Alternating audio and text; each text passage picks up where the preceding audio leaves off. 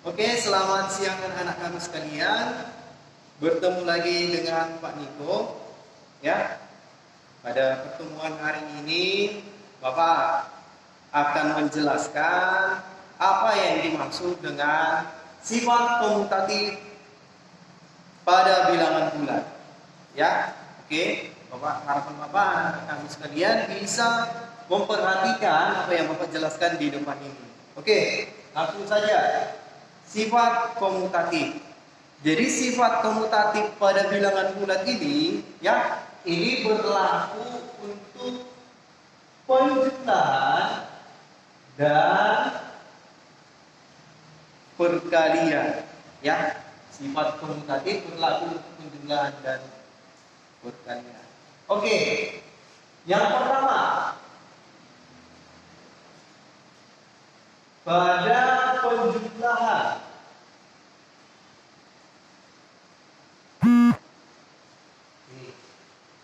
Pada penjumlahan, sifat komutatif ya itu didefinisikan dengan A ditambah dengan B itu sama dengan B ditambah A.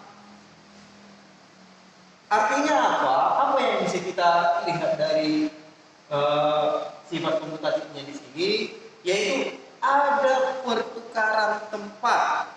Yang ada pertukaran tempat. Di mana mula-mula dia A yang di depan, kemudian B yang di belakang. A ditambah B sama dengan dia berubah menjadi B ditambah A.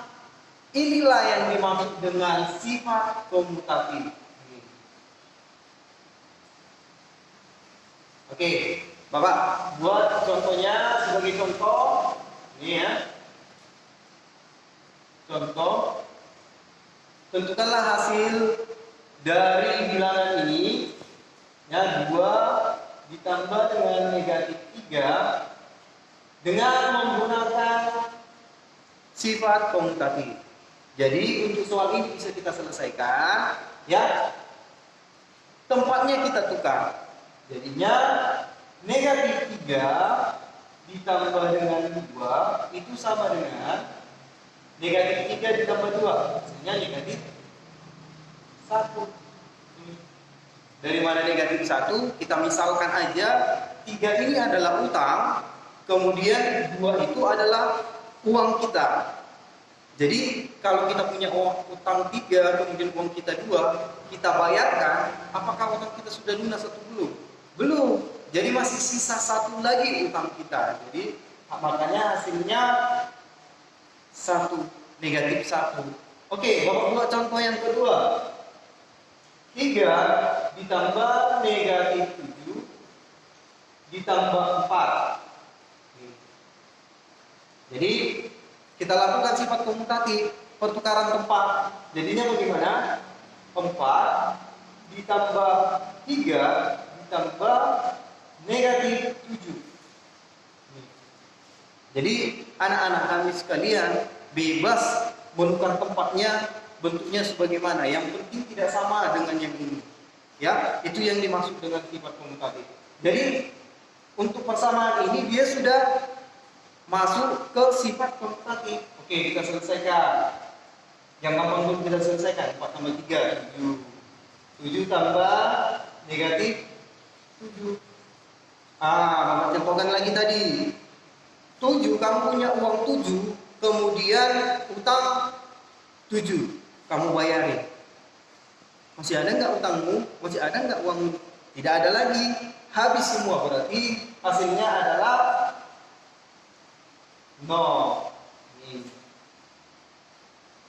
Oke, inilah sifat komutatif untuk penjumlahan. Nah, sekarang kita masuk ke yang kedua, yaitu pada perkalian. Nih, bagaimanakah sifat komutatif pada perkalian? Sifat komutatif pada perkalian yang bisa kita bacanya seperti ini.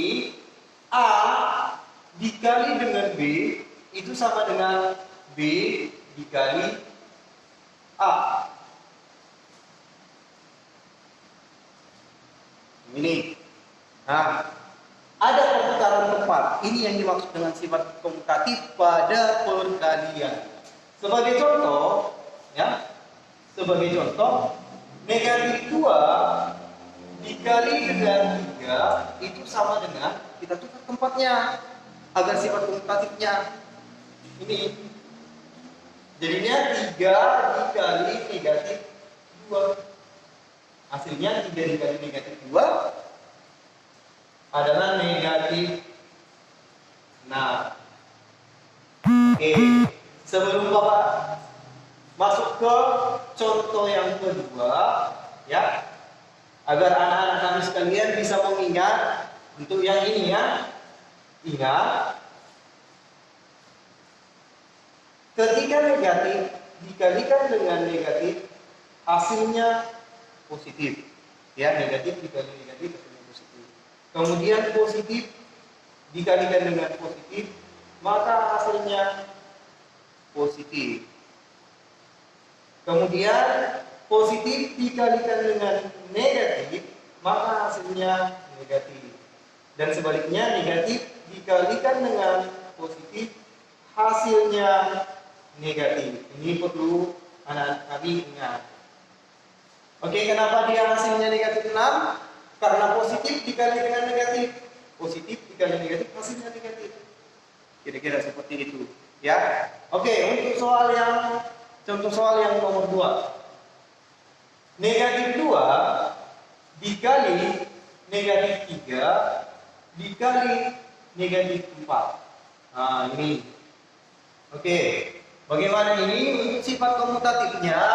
Ya, untuk sifat komutatifnya bisa kita lakukan pertukaran tempat.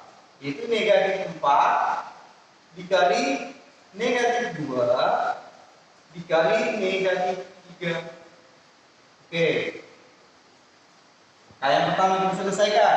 Negatif dikali negatif, hasilnya positif.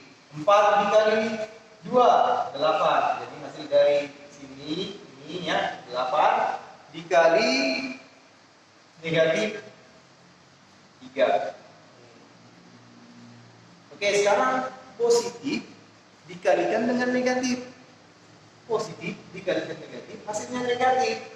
Jadi negatif 8 dikali 3 hasilnya 24.